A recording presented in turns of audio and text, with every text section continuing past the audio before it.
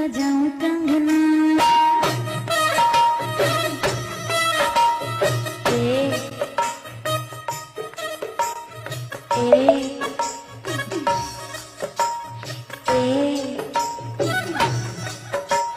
चूड़ियां बजाऊंगे बजाऊं कंगना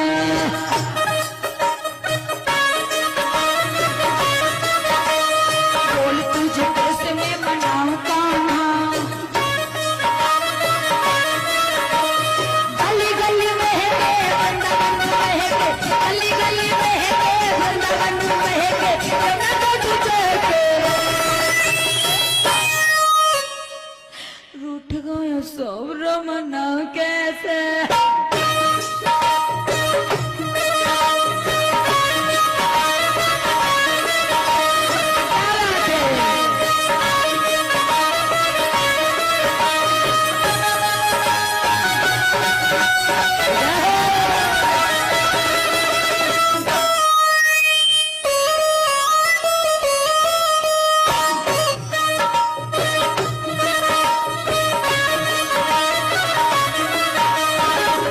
राधा के पी भगवान कन्हैया से लेना है मिलने की कैसी दूरी है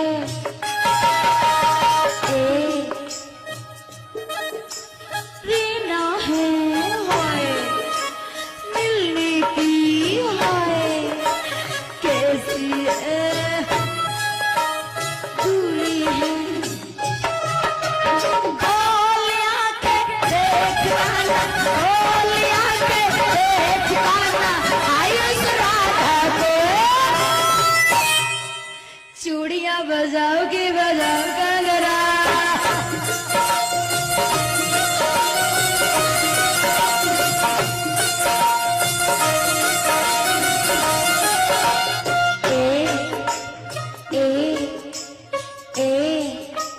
चूड़ियां बजाऊं की बजाऊं कंगना बोल तुझे कैसे मैं मनाऊं कान्हा गली गली महके गली गली महके वृंदावन महके जगना तुझे रूठ गया सब रमना कैसा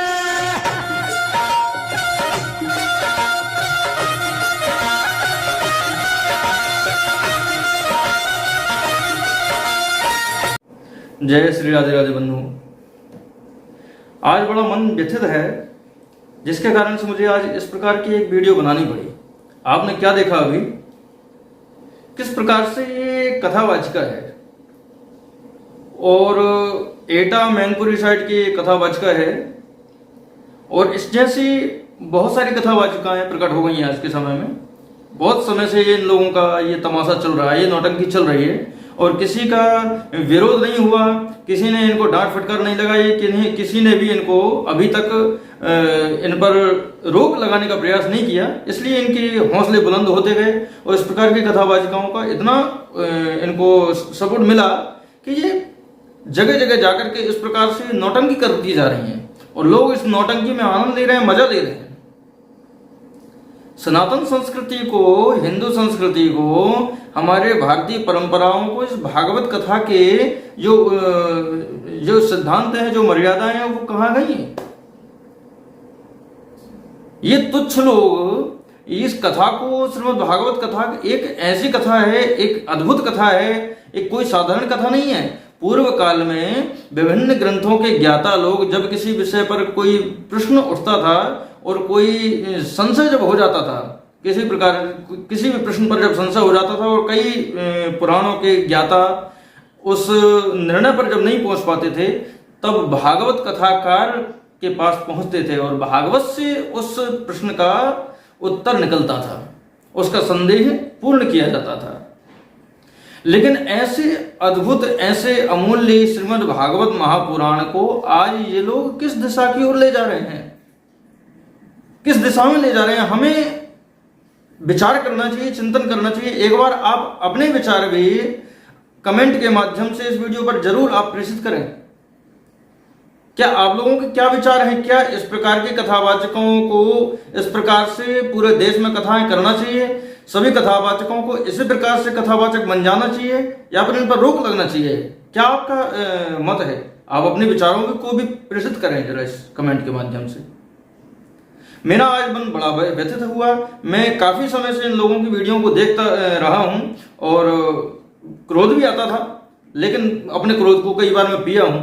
लेकिन जब बात हद ही होती चली गई, आज बहुत समय बाद जब मेरे मन में विचार आया कि यदि हम विरोध नहीं करेंगे तो एक समय ऐसा आएगा कि ये बड़ी जड़ मजबूत इनकी हो जाएगी और इनको समूल इनकी जड़ मिटाने का बड़ा कठिन हो जाएगा।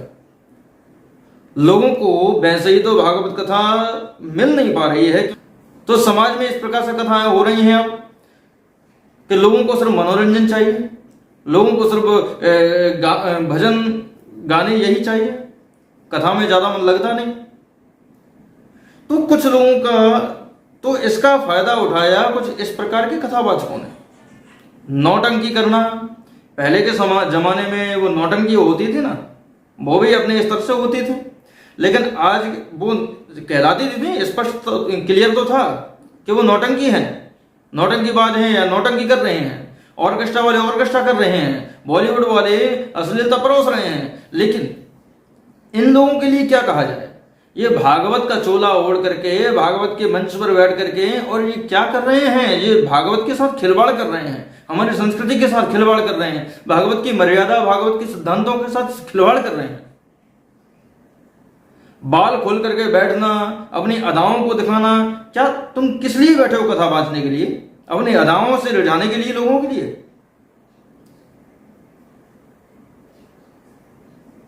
अरे भैया, निवेदन है, कथा यदि नहीं आती तो छोड़ दीजिए कथा वाचन कार्य को, आप दूसरे कार्यों को पकड़िए, दूसरे कर्मों को करिए, आप दूसरे कार्यों को कर लीजिए। बहुत से धंधे हैं इस संसार में, लेकिन इस प्रकार से भागवत का मर्यादाओं का उल्लंघन मत कीजिए।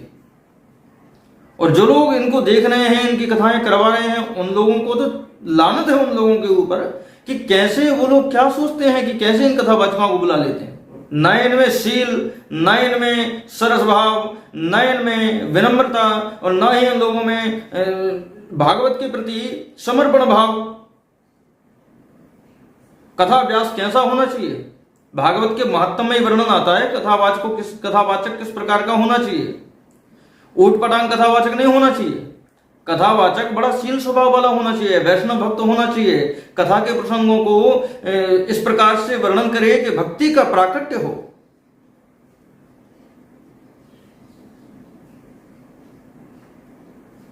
निवेदन करूंगा आप लोगों से कि आप ज्यादा से ज्यादा वीडियो को शेयर करें, ज्यादा से ज्यादा अपने विचारों को व्यक्त करें लोगों के बीच में, और अपने विरोध भी इन लोगों का करें,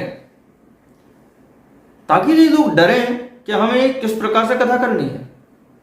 वृंदावन में 6 महीने के कोर्स किए भागवत का, और ये 6 महीने वाले कथावाचक हैं। 6 महीने में भागवत का सीख करके और कथा मंच पर बैठ गए और तमाशा करने लगे, नौटंकी करने लगे।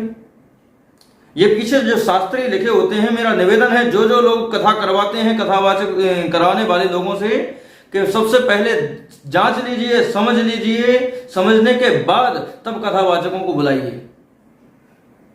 ये पीछे जो नाम के लिख के रखते हैं ना, शास्त्री, गोल्डी शास्त्री, कृष्णा शास्त्री, राधा शास्त्री, आरती शास्त्री, ने जाने कितने कितने नामों की कितनी कौन करिश्मा शास्त्री, ऐसे शास्त्री लिख करके अपने नाम के पीछे लोगों को भ्रमित कर रहे हैं, लोगों को पागल बना रहे हैं। क्या शास्त्री का इन्होंने एक कक्षा भी पार करी है? क्या शास्त्री की इन्होंने पढ़ाई करी है? आज इन्होंने बिना जाने बिना कुछ किए शास्त्री लिखना शुरू कर दिया, आचार्य लिखना शुरू कर दिया। देखो, जैसे पीएचडी की डिग्री होती है ना, पीएचडी करने के बाद फिर नाम के आगे डॉक्टर लग जाता है, डॉक्टर अमुक अमुक। उसी प्रकार से एक समय ऐसा आएगा कि ये लोग डॉक्टर लिखना भी शुरू कर देंगे बिना पीएचडी किए। तो हमारे जो सिद्धांत हैं भागवत के, जो नियम है भागवत के, उनको ऐसे ताक पर ना रखा जाए, क्योंकि आज धीरे धीरे इस प्रकार से भागवत का ह्रास हो रहा है, भागवत कथाओं का बड़ा सीमित होती जा रही है, सिकुड़ती जा रही है, और विभिन्न प्रकार के उपद्रवों वाले प्रसंगों को प्रेषित किया जा रहा है और तमाशा किया जा रहा है, नौटंकी करी जा रही है। तो एक समय ऐसा आएगा कि भागवत क्या होती है, भागवत के विषय में कुछ समझ ही नहीं आएगा लोगों को। आखिर भागवत के बारे में पता ही नहीं चल पाएगा कि ओरिजिनल असली भागवत क्या है। सिर्फ ये नौटंकी तमाशा यही भागवत समझ में आएगा लोगों को कि क्या यही भागवत है। इसलिए अपनी संस्कृति को, अपने सनातन धर्म को ऐसे विनष्ट ना होने दें।